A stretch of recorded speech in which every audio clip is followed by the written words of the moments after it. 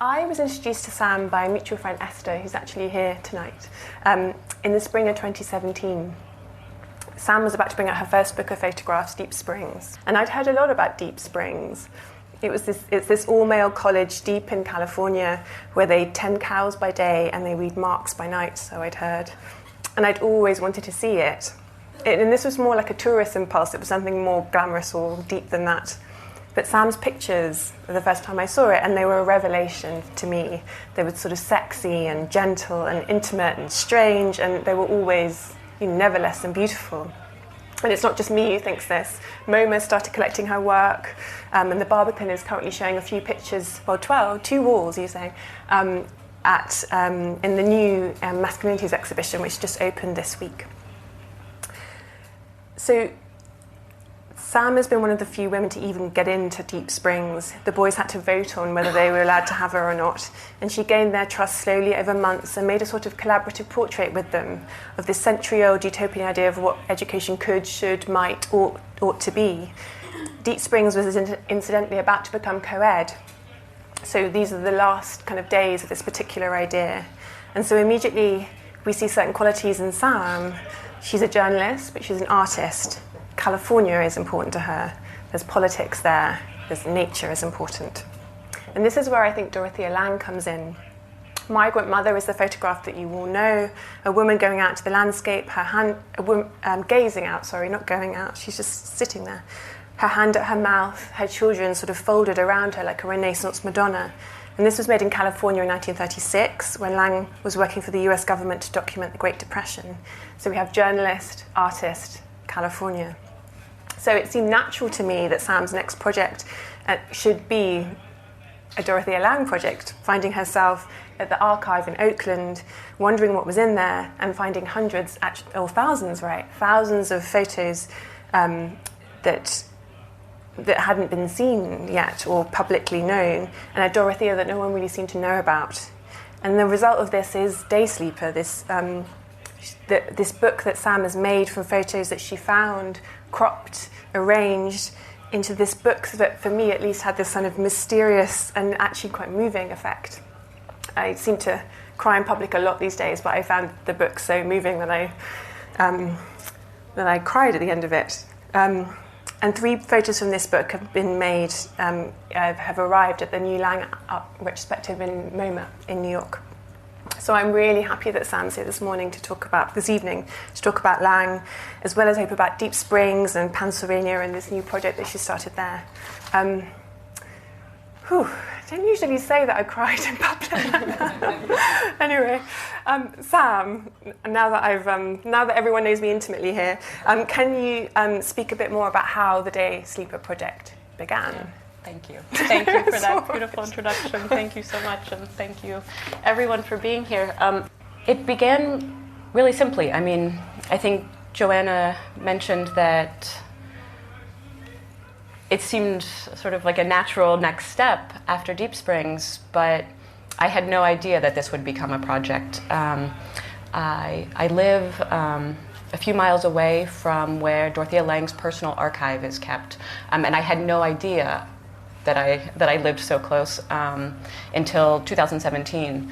I had known Dorothea Lange from childhood, from my teenage years. I had seen Migrant Mother. I actually wrote about... Do you remember when you first saw it? I saw it. I don't remember when I first saw the picture. I knew I had seen it before. I had to sit an exam in high school to be allowed entry into a summer program, an intensive summer program in photography. It was a government-funded program that really largely changed the course of my life. It allowed me to concentrate on photography in a way that I didn't think I'd be able to otherwise. And anyways, but the essay I had to write, and it was a surprise to me at the time, was an essay about Migrant Mother. And that was when I was 15. So Dorothea has been there in a way from the beginning. And its work, as the first really sort of iconic female photographer that I knew from a young age. And I've been returning to her work over the years. Of course, you study her in school. And I had read several biographies of her. But it wasn't until 2017 when I went to see an exhibition at a museum that was a few miles from my house in California, the Oakland Museum of California. I'd actually never visited the museum before. I was new to California. I grew up actually like Dorothea Lange. I grew up on the East Coast. She was born in New Jersey and spent her teenage years and early 20s between New Jersey and New York City. That's New York City is largely where I spent my 20s. Towards the end of my 20s, I moved to California.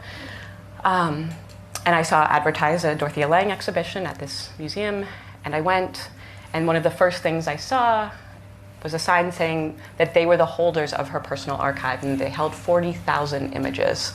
And I was shocked by that number, and just shocked to know that all of her personal belongings, it didn't end up with her family, they're all in this archive. So cameras, negatives, notebooks, even some clothing. She had these beautiful, she loved the Southwest, and she collected jewelry, beautiful silver jewelry. And in almost every picture I've seen of her, there's one sort of beautiful silver bracelet that she wore around the same wrist her whole life. And they have that. And they have that as well. So they have these beautiful things. And I was shocked because the Dorothea Lange that I had come to know was the one that was accessible in public archives. So in the Library of Congress or the National Archives, any work that she did for the government ended up in those archives. But I had no idea that there was this huge So that's collection. why we all know Migrant Mother, right? Because there are no rights on that. It can Exactly. So we all know Migrant Mother, and it can be, I mean, you can go and you can make a print. You can download the file from the Library of Congress website, and you can make a print and you can hang it in your house. She had no ownership over that image. She was on assignment for the government, and made that image, so that's why we see it everywhere, on postage stamps, on coffee mugs, on T-shirts, on any advertisements. I think they've used it for Pepsi in the past. Anyway, that image has been everywhere and sort of has gained. I mean, it's amazing. It's amazing, right? This is iconography of America. Yeah, totally. Right? There's nothing in a way more American, and I mean, even Lange herself came to describe that image. She's like, it's not even a picture or photograph anymore. She said it's a phenomenon, and I think that's really true. That it was something larger than her, larger than a picture.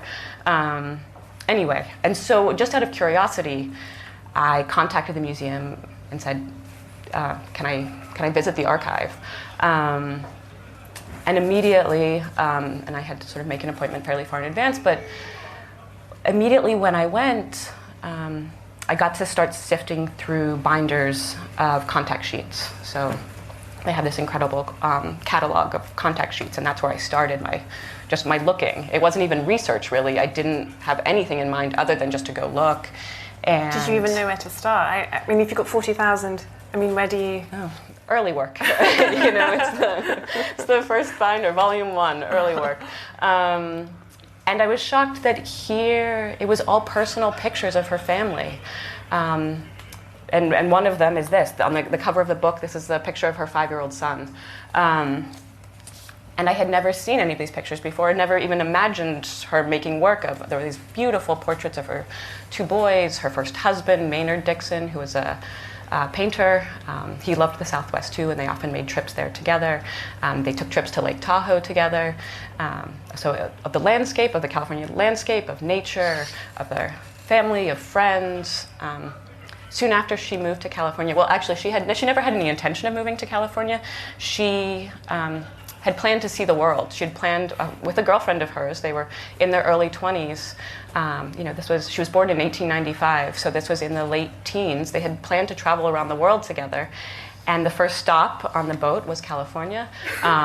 And the day after they got there, they were pickpocketed and they lost everything. And so Dorothea had been working.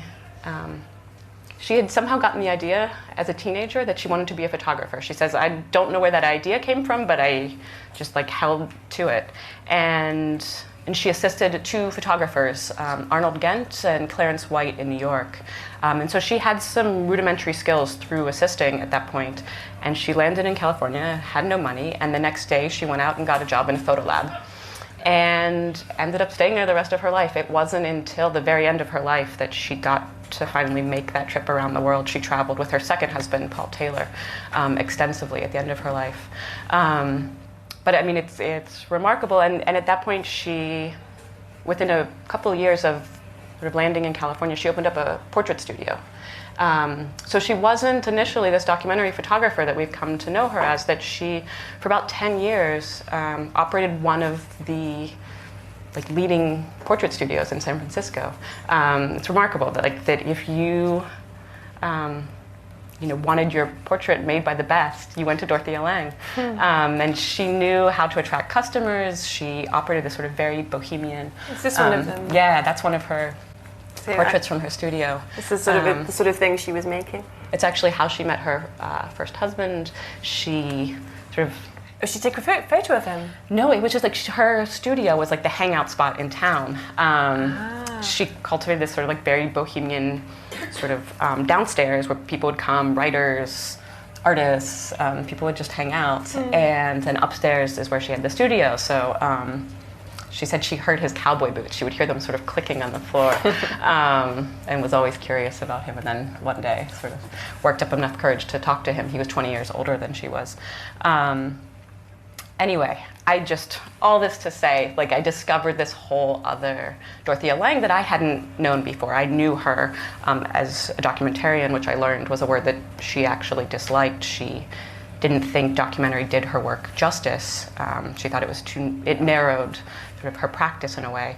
And, but that's how I had known her, and I think that's how most of us had known her, as this woman who made Migrant Mother, and then made all these Library of Congress images that were sort of, where she was hired by the Farm Security Administration to document the aftermath of the Great Depression. And really, I discovered that work, which seems to have occupied so much of our imagination and knowledge of her, was only 4 years of a 40-plus year career. So just immediately, I was very excited about what I was seeing, and knew I wanted to go back and spend more time there. And so that was the beginning of something that I didn't know would be a project. I just completely fell sort of head over heels in love with really her and these pictures. So Day Sleeper is sort of billed as so you've got both your names on the spine, Dorothea and Sam, and we talked about it's a sort of like a collaboration. I was wondering if that's how you thought about it, and what ways that sort of came out in the book, and what things you tried not to do, and what things you particularly wanted to do with that collaboration with her. Because when you're collaborating with the dead, you can have so much power over what you do. It doesn't feel like a fair collaboration, does it? Initially, I didn't think about it as a collaboration. Initially, I just thought, other people have to see these pictures. I want to share these with other people. And around the same time, I started talking to a curator at the Museum of Modern Art who was planning to do a Dorothea Lange retrospective. The last time Dorothea Lange's work was shown at MoMA in New York was in 1966. She had a retrospective there. It actually opened 3 months after she died. She had been working on this show with the curator at MoMA for 2 years. She was very ill with cancer of the esophagus, and he was coming out to California, and they were planning the show together. Anyway, she died in October, and the show opened in January, but she had planned the entire show at that point. But anyway, so it's long overdue that she's finally gotten a show again. But they've organized a show from their collection. But the curator was curious to talk and see what I was seeing in Oakland's archive. And that's where I sort of had the idea of making a book. And over time, I started to see it as a collaboration, or, I'm still sort of finding maybe the right word for what it is, just what it is. I essentially became immersed in her world, that I started printing out. I had sort of made a lot of iPhone pictures of the archive so I could just sit with them longer and see. I can spend a very long time in archives, and the Oakland Museum isn't open enough hours to accommodate me. So I had sort of started making pictures that I could look at and spend time with at home, and started printing them out and putting them up on my walls. And eventually my studio became 4 walls, floor to ceiling, of Dorothea Lange. And so I just sort of walk into this room and immerse myself in Dorothea's world. And I realized eventually what I was doing is I was seeing through her. That I wasn't going out and making pictures into the world, but what I was doing is I was looking at the world through what she had left behind. And it became this sort of second looking. I don't know how to better describe it.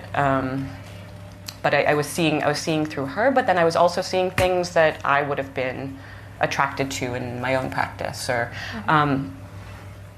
and so those were the things that started to stick. But I think also I was really surprised to find that she was making work in a similar way to the way I might work, that even in just the way she moved.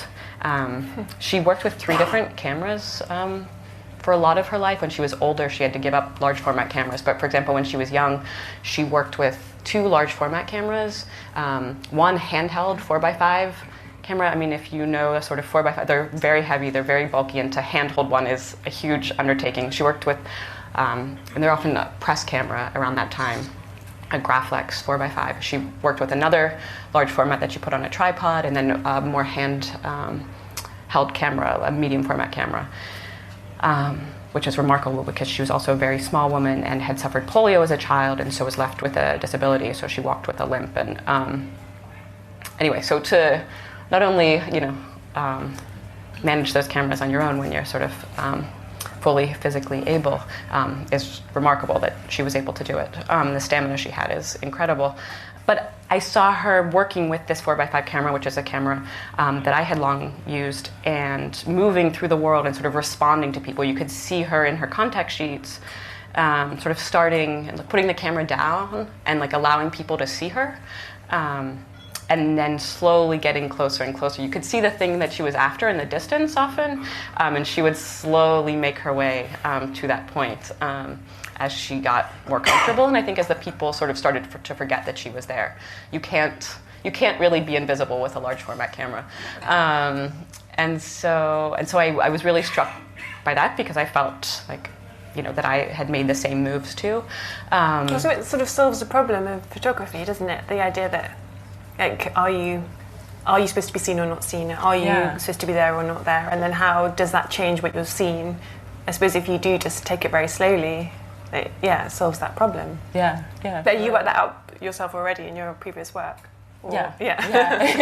You knew what you were seeing. I did sort of. Yeah, I felt a real connection. I was like, oh, we both figured this out. Yeah.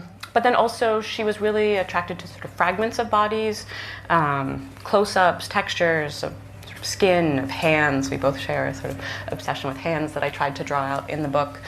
And so I started thinking about it more as a collaboration or as this sort of second-looking, sort of double-seeing, as a way, to talk about also how seeing is so subjective, that it's so hard to ever be fully objective in this medium, and I think she understood that inherently in her practice, which is why she struggled, I think, with the term documentary or journalism.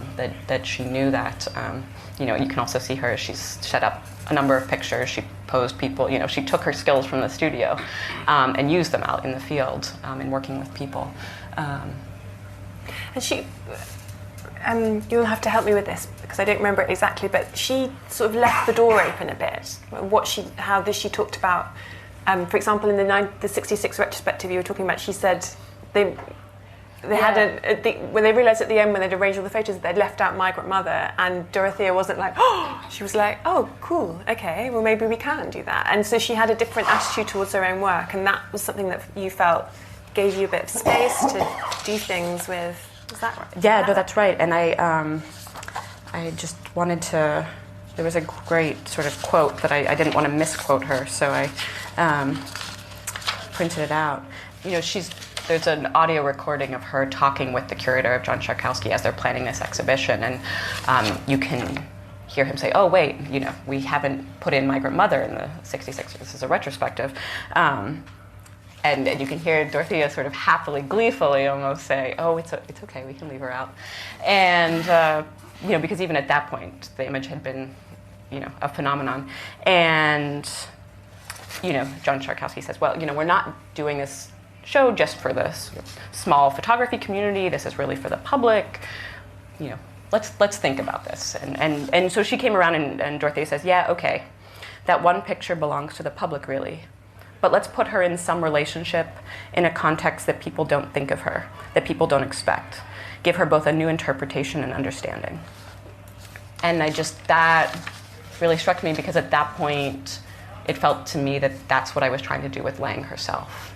That I wanted to allow her to sort of freely move out of this context, or sort of really close tie to migrant mother, which she herself was trying to overcome at the end of her life, and allow people to imagine her or see her in a different way, that we just hadn't. The work was there. I haven't imagined this work. This work was there. I've often thought about mothers and daughters in this context. It's funny that we keep talking about migrant mother, because daughters do follow their mothers in some ways, and in other ways they absolutely don't. So you kind of have this kind of loyal disloyalty, and that's what I really love about the work you've done with Lange. Is she speaks again. She seems really modern, but also I know you haven't. There's nothing, like you've stayed. There's a faithfulness to the work.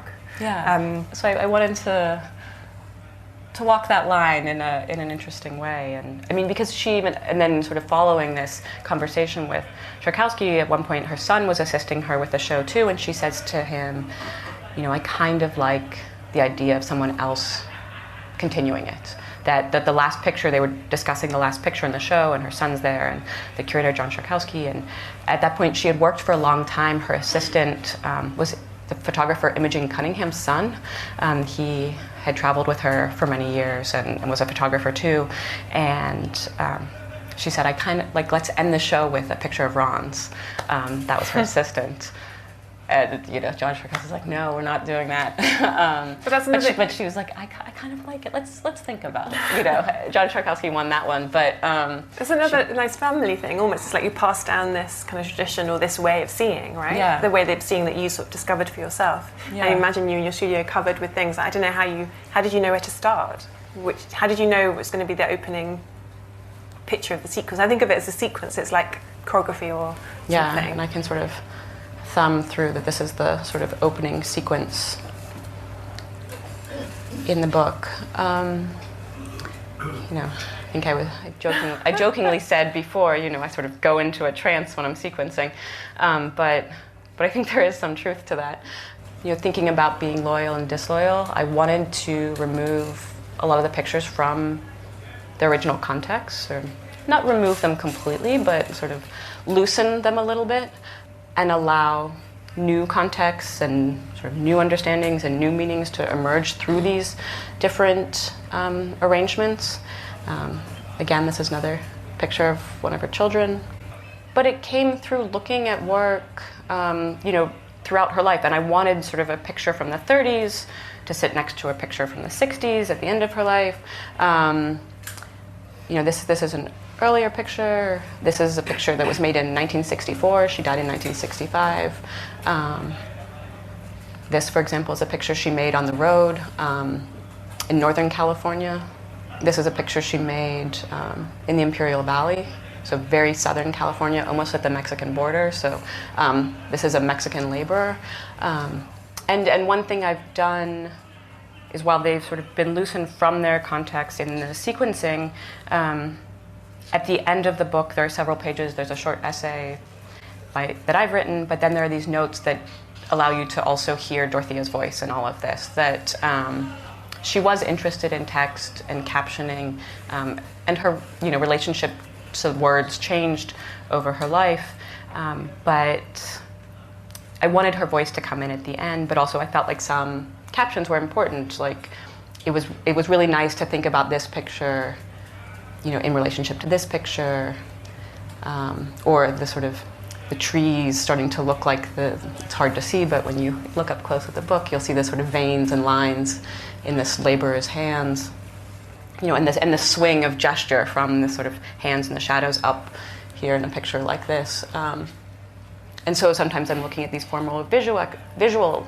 sort of echoes and allowing those to sort of create a dance or a movement in the book. But then I wanted certain pictures, like I thought it was important for you to see the personal and the political coexisting, and to realize that a lot of the concerns, and Dorothea was, of course, very politically motivated, but to see that those, concerns haven't really gone away, but to allow you to sort of make those encounters at the end, to have a sort of freer way of experiencing the pictures, which she was interested in. Actually, that was something else I wanted to read that helped me think about the sequencing. I found a letter that she wrote in the late 50s to Beaumont Newhall, who was a curator and historian of photography.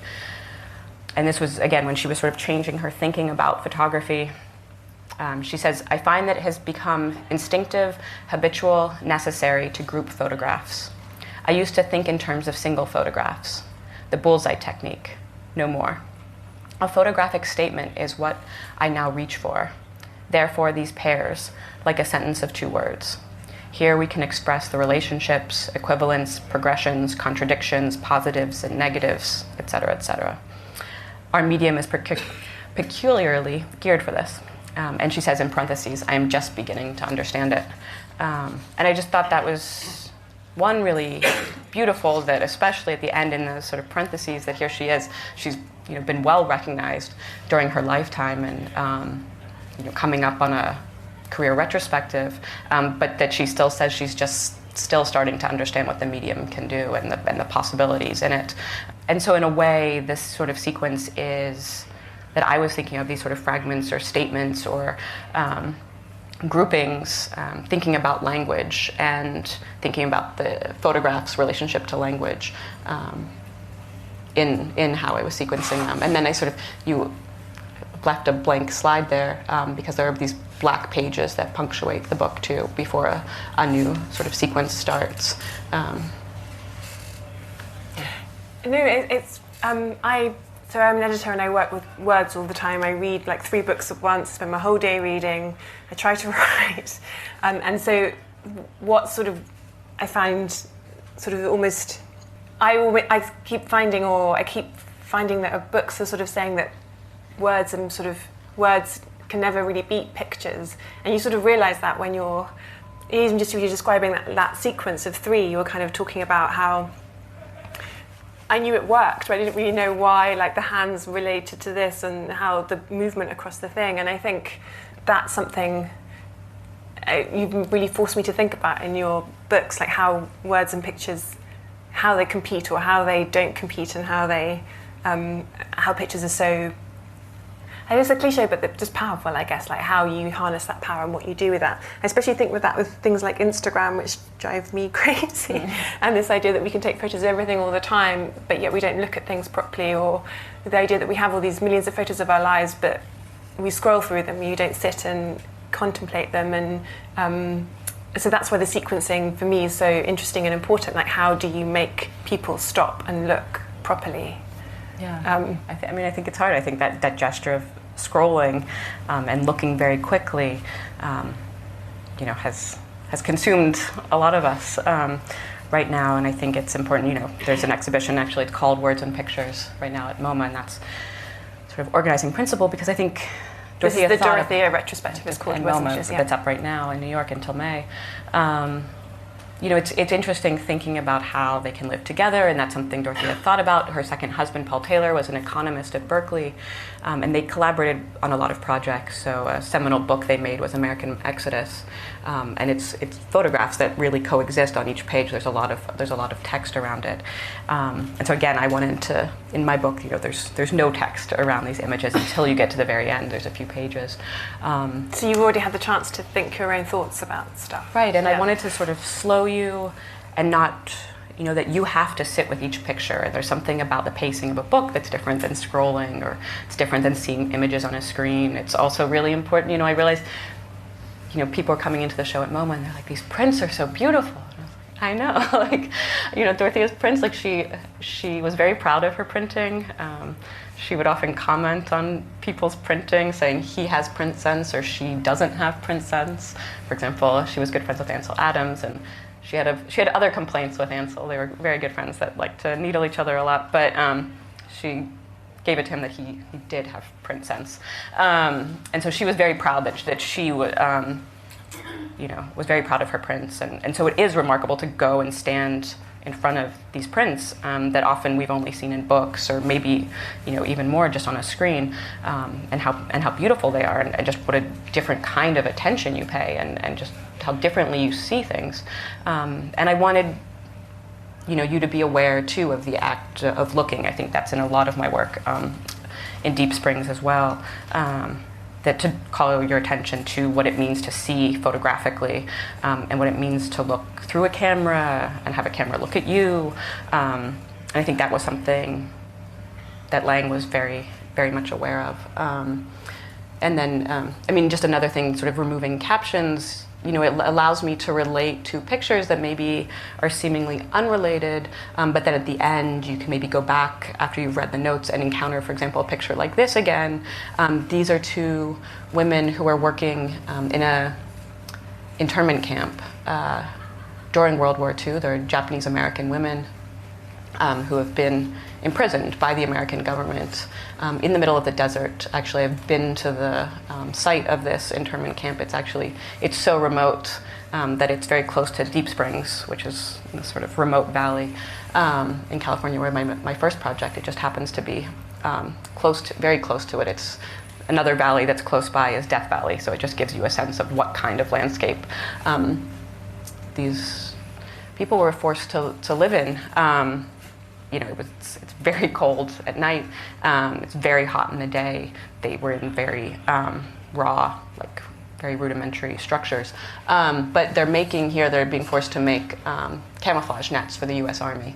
And something like this sort of netting or sort of capture and sort of relating this back to another image that Lange made of this eagle on a wire, was very striking and haunting, and I wanted that sense to sort of subtly pervade the book. That again, her politics are there, but maybe in a slightly more subtle, slightly more unusual way than we've typically encountered them. Weirdly, I was looking through your first book before knowing I was going to come and be there with you, and the picture of the eagle is actually, there's a picture in Deep Springs of an archive photo that you used, which I probably won't find now because it's that sort of evening. Exactly the same, so it actually is here. Exactly the same sort of image in that way. You probably can't see it at all at the back, but you can come have a look at the end. Yeah. And there's some Deep Springs books here too that you can look through. So weirdly, there was this echo. It was like a backwards echo because I was thinking of this book more than this one. It makes sense considering what we were talking about this evening. The day, we're going to have 5 minutes and we'll open it up for questions, but the day sleeper, that was one strand I thought made a sentence, in the book. And you notice it immediately, obviously, when you look at it first time, because there are 4 or 5 different sleepers. Yeah. I count them also. Okay. There's a woman sleeping in the, just in the day in her own bedroom. There's someone sleeping with a hat on them. A very, very tired child that looks like she wishes she was sleeping. Right, or somebody, standing. And it connects with what you're saying sort of about politics, that so in this sentence there's one particular picture which I didn't really notice on the first kind of look at the book, and then later with the captions that she's another migrant. She's the same sort of person as Migrant Mother, who she's she's photographed in as a pea picker, right? Mm-hmm. So you have in Day Sleeper, you have kind of the intimate pictures of her family, and then also this political kind of reading, and you have these just aesthetic, beautiful readings alongside it. So in one sentence you have all these different modes and moods. Was that something that you were particularly wanting to get? And there are other strands for the book, so hands as well, or other things that you... Definitely. I started to pick up on the sleepers. I just started to notice them everywhere. It's a motif that I'm particularly clued into, as I studied art history as an undergrad, and so you see the sleeping figures throughout all of art history, and so the sort of sleeper as muse in a way.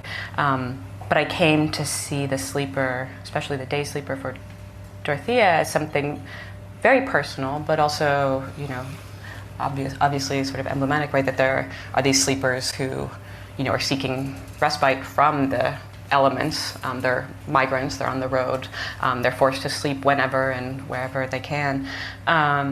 Also, at the end, I'll try to just quickly scroll. I guess there is an image of a sign that said, that's where the title of the book comes from. It comes from this sign that she photographed.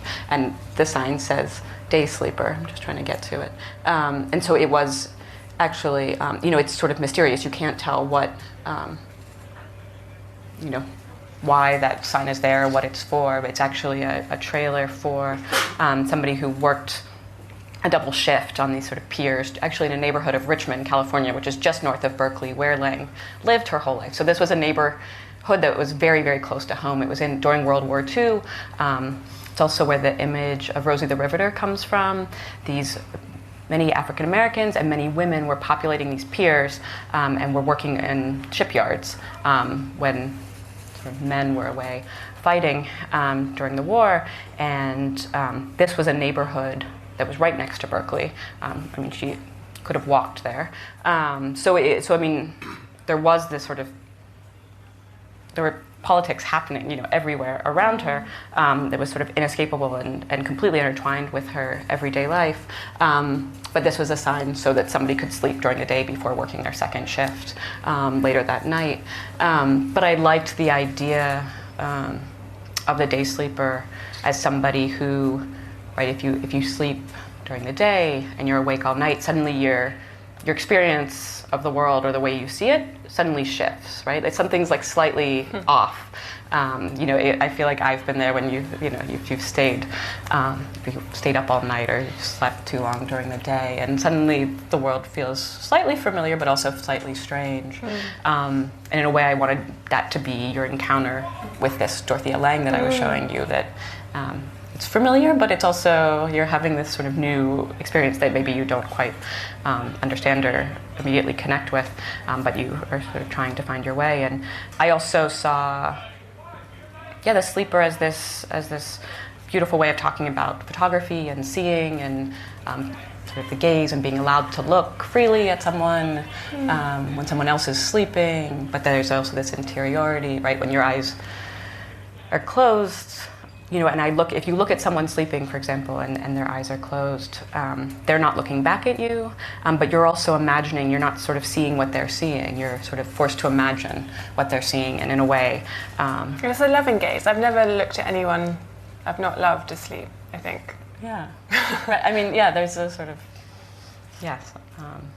something sort of special. Hold them. You hold them in a way, and so I wanted sort of all of those things and other things to sort of be rippling through it. So the sleeper sort of comes into almost every segment in some way, or the day sleeper. And and then the last note along these lines, I started to not only see these pictures. So she photographed people on the road, migrant workers, but then also her daughter-in-law or her husband or her child, again on the cover of the book. But she said there's this sort of amazing quote that I encountered that I read in an oral history that she gave, and she says, "I think I was born tired. I have friends who say I've never been tired in my life, and I've been tired all my life, every day of my life. I remember when I was only maybe 10 years old, being as tired as a human could be, and wishing that I could sleep forever just because I was so tired." So. Reading, and then reading something, I was like, I'm not imagining this. She's seeing herself in these sleepers. I was thinking another political point is that only people who sleep in the day are people who either work at night, work too much, or don't have to work at all, right? So you have this kind of double-edged political reading. Also, the quote that ends on is, got sleep and day. I won't ruin it for everyone, but it's got sleep in it too. It just occurred to me as you said that. Right, exactly. She quotes Shakespeare's The Tempest, and there's a lovely nod to sort of dreaming and sleeping. So I'll let and I think that sleeping and that physical exhaustion comes from her experience of polio, of work. It's very complicated. She she worked tirelessly throughout her life, and still at the end of her life didn't feel like she had gotten to work enough.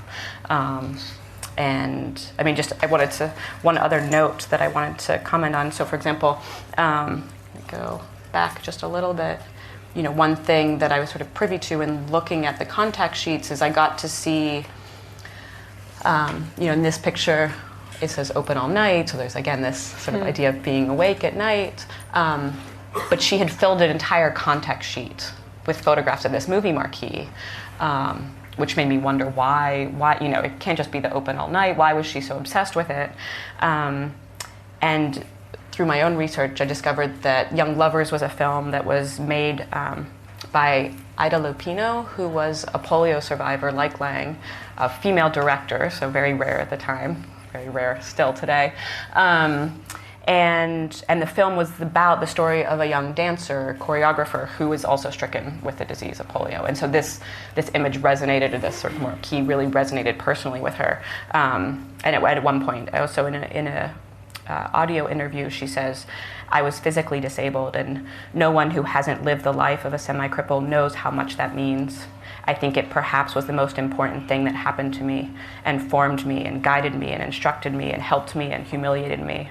All those things at once. I've never gotten over it, and I'm aware of the force and the power of it." I'm going to ask you one last question, and it's enormous and annoying, and I have to answer it, and then I'll take questions from the rest of you. So is there a female gaze? Can a woman, you're a woman photographer, Dorothea is, how is it different? Where is it different? How is it different in the world? Is it we talk about the male gaze all the time, but what is the female gaze? That is a mean question. I'm sorry to have to answer. This is a question that I've gotten sort of making work. My first sort of book, Deep Springs, and body of work was, about my place in sort of history of photography as it relates to the American West, and thinking about my experience of the West as a woman making work in a landscape that I saw to be particularly masculine. Inhabited by not only men, sort of the cowboy, but also pictured by men, until Dorothea came along. But there still is this sort of machismo associated with it. So this question is one I'm familiar with, and I don't know if there's a particularly feminine gaze. That's something that I struggle with as a term. But I do think, right, that there is a more feminine way of working. That's right, that your place, sort of position in the world, and sort of how you react to that place and positioning, and how people react is to you, gendered, right, yeah. Is gendered, and inescapably gendered. And I had written down a quote relating to this, because this is something that Lange herself really struggled with her entire life. I mean, at one point, she wanted to make work. She couldn't make work. She was working with her second husband, Paul Taylor. They wanted to be on the road all the time. They were struggling financially. It was in the aftermath of the Depression. During the Depression, she gave up her home and just had a studio that she would sleep in at certain points so that she could make work. She had 2 young children at that point, and she put her children in foster care so that she could go on the road and make work. There were other struggled with writers that. who made that decision. Right, yes. and there are other people who made that decision at the time, so it wasn't entirely unusual, but it's something she struggled with her whole life. And she said, what it takes to pursue my purposes is uninterrupted time, or time that you interrupt when you want to interrupt it. It means living an utterly different way of life, inexplicable to some people. And I'm not focusing this entirely on myself. I'm speaking of the difference between the role of the woman as an artist and the man. There is a sharp difference, a gulf. The woman's position is immeasurably more complicated. And she was speaking about that also in relationship to this idea that, she wanted, at the end of her life, to photograph even more than she felt she had been able to. She said, I would like to be able to photograph constantly, every hour, every conscious hour, and assemble a record of everything to which I have a direct response. So again, sort of going back to Instagram, right? She said, I would like to accumulate a file of images, which would be a complete visual diary.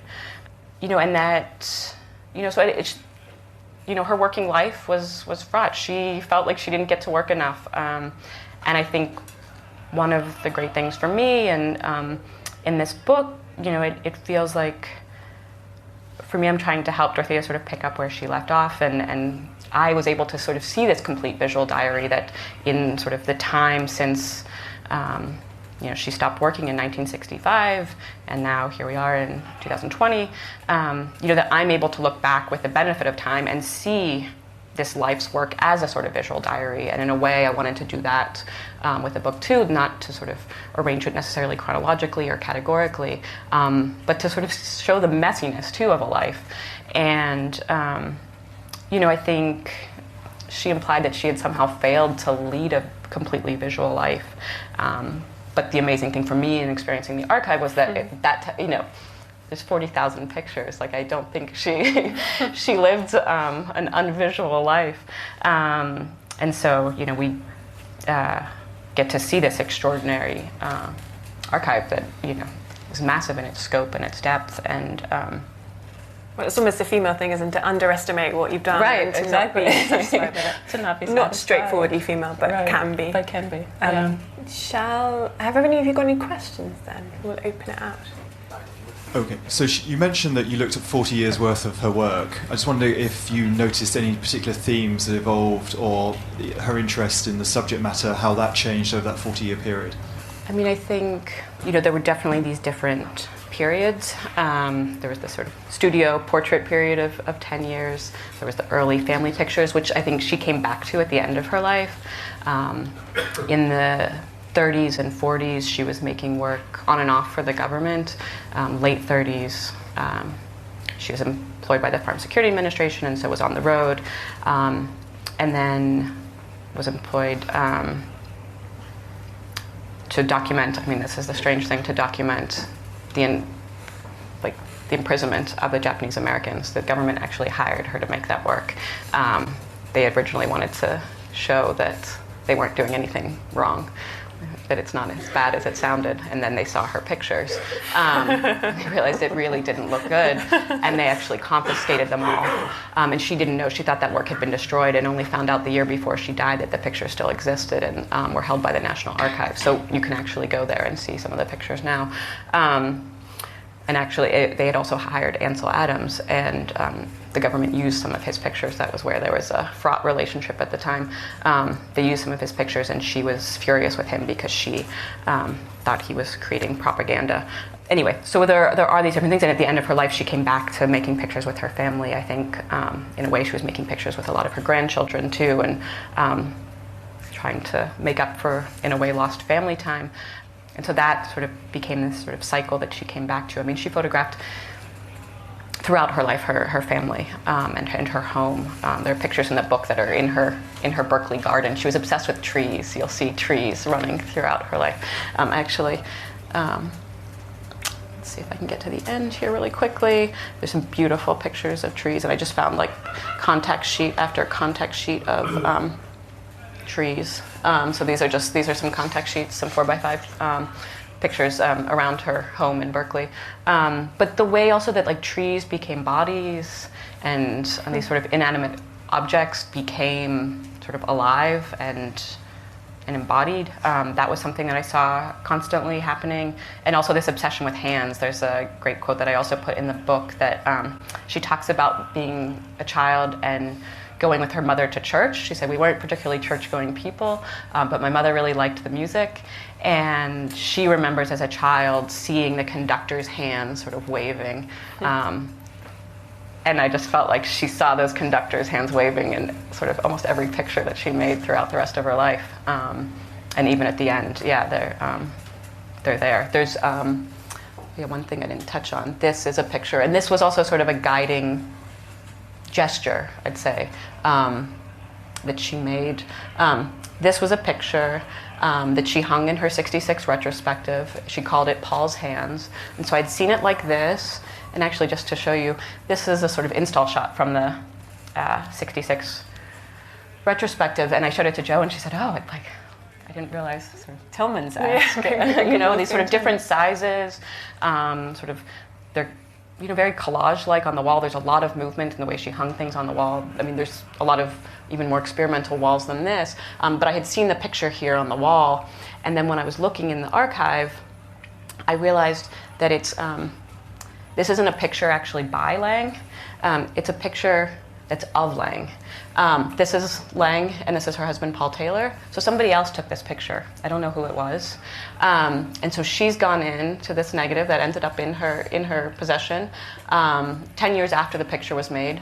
And she's gone in and she's cropped it, like very, very closely. You'll see this, we're just looking here at a fragment of the picture. And I thought that was such a beautiful gesture, this idea of wanting to get closer to something. So I think I saw that throughout her life too, this gesture of even just the way she moved and this desire to get closer to these bodies, to these objects, whatever she saw. And so there it is, in this sort of crop of wanting to get closer to this thing that you love. I couldn't imagine it sort of more beautifully embodied than here. And then even the crop becomes an embrace, or that gesture of wanting to hold something or be held. And and so in a way, sort of this picture, it didn't end up in the book, but it became sort of a guiding principle of where do I sort of see myself sort of embracing her in this sort of gesture, that I feel like the whole book is this sort of similar embrace. Anyway. One more question. Have you got one in the back? Red sweater. Thanks, Sam. I was very struck by your description of these sequences of photographs in which Lange almost seems to be kind of creeping up on her subject. And I was wondering, as you were looking at those and making your own selections, whether you found that there was a kind of final image, almost, where her relationship to her subject kind of clicks into place, or whether it's more of a kind of negotiation of her place and the place of her subject, and sort of searching for the distance that she wants to have from it, if that makes sense. Yeah, I'm trying to think if there are any examples that I would sort of go to in the book. I think you'll see in the pictures with her family at the end of her life, she's sort of very close. There's some beautiful pictures of her grandson that she makes, and in sort of the notes, she says, Gregor came over to practice today. And they're sort of she's back sort of in the studio almost, and she sees his hands in the light, but they're all from the same vantage point. There is this where she's comfortably close, and I wonder if that's only something you could do with family, somebody very, very closely, that you still see her sort of moving and wanting to get closer to people that she's not as comfortable with. I think it's in a way, I can only speak from my personal experience, but I almost want to be seen first and I almost feel like she felt the same way, that you sort of want to be seen first and then you want to be forgotten, that you want to them to be aware of the camera, that that I think she was never sneaking pictures, it never feels like that, but then she makes pictures when people have sort of forgotten that her presence has been acknowledged and accepted, and then she finds a freedom to move around, and so I feel like that she sort of mastered that. That was a sort of lifelong way of working, but then she got very good at that. That I think, she said, her disability also helped her in sort of the way she worked with people.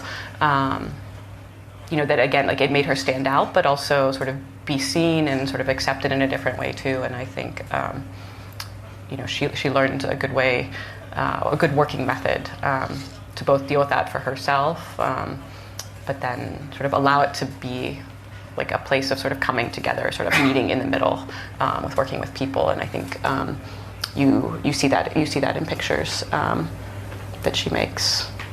I love this picture too. Yeah, with this sort of mutual way of looking at each other. Yeah.